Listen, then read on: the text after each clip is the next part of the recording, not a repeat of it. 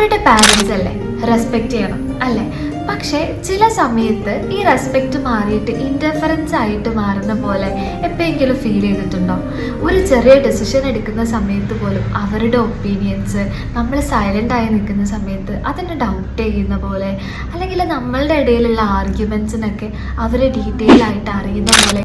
അപ്പോൾ ഹസ്ബൻഡ് പറയുന്നുണ്ടാവുക അവരുടെ നേച്ചർ അങ്ങനെയാണ്, നീ ഒന്ന് ഇഗ്നോർ ചെയ്തേക്കാന്നായിരിക്കും.